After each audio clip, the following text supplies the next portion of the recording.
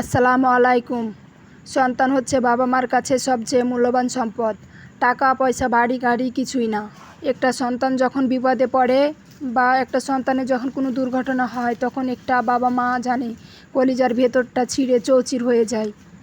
আমাদের ছেলেরা যখন ভাত খায় সামান্য একটু গরম থাকে, তার জন্য আমরা ফু দিয়ে খাওয়াই, যাতে আমাদের সন্তানের মুখে গরম না লাগে, তাপ না পায়, তারা কষ্ট না পায়। আর দেখছেন আমাদের চোখের সামনে ছোট ছোট বাচ্চারা পুড়ে ছারখার হয়ে গেছে, ছাই হয়ে গেছে, ঝলসে গেছে। তাদের বাবা মারা কীভাবে সইবে এই করুণ দৃশ্য? যতবার আমি ভিডিওগুলো আমার চোখের সামনে ভাসে, ততবার চোখ দিয়ে পানি পড়ে। তাদের জন্য দোয়া করি, তাদের বাবা মার যেন আল্লাহ ধৈর্য দেয়, আল্লাহ যেন তাদেরকে সইবার তৌফিক দান করে। আর যে বাচ্চাগুলো পুড়ে হসপিটালে আছে, আল্লাহ যেন তাদেরকে হায়াত দান করে, আল্লাহ যেন তাদেরকে সুস্থতা দান করে। আমরা তো দূর থেকে কিছুই করতে পারবো না, শুধু তাদের জন্য নামাজে বসে দুই হাত তুলে আল্লাহর কাছে দোয়া করতে পারবো, আর কিছুই করতে পারবো না। দুই চোখ দিয়ে পানি বের হয়ে যায় যখন এসব ভিডিও চোখের সামনে আসে। শত শত মায়ের হাজারি কেমনে সইব? বাচ্চার মারা তো আর জানতো না যে মাইল স্টোনে স্কুলে শিশুদেরকে বাচ্চারাকে পড়াতে দিলে শত শত বাচ্চা পুড়ে ঝলসে ছারখার হয়ে যাবে। তাদের বাবা মা তো আশা ভবিষ্যৎ তাদের সুন্দর করার জন্য তো স্কুলে ভর্তি করেছে। আমরা কোথায় নিরাপদ?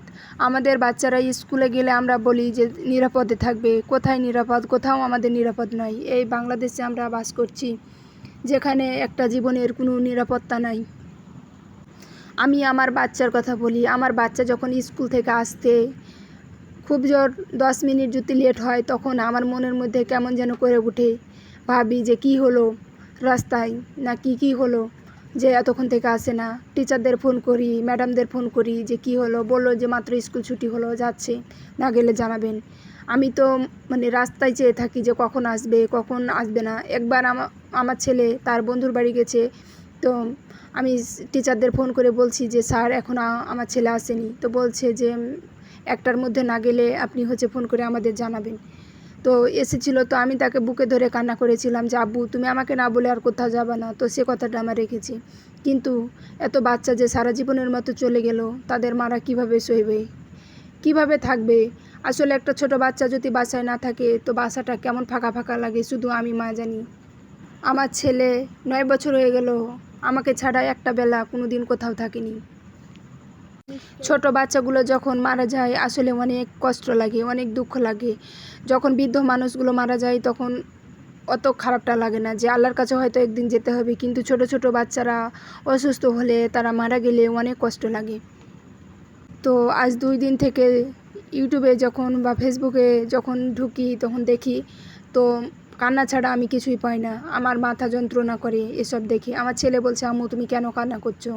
তখন আমার বুকে আসে, আসলে আমার ছেলে যেমন আমার বুকে এসে আমি শান্তি পাই, প্রতিটা মা এভাবে শান্তি পেত।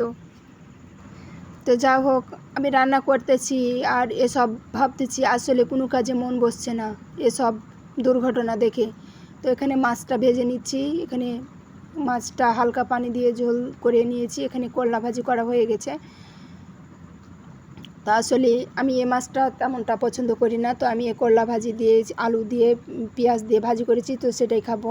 তো এই কুয়ার মাছটা যেন আমার অতটা পছন্দ না, তো আমি এভাবে শুধু করলা ভাজি দিয়ে ভাত মেখে খাই, অনেক পছন্দ।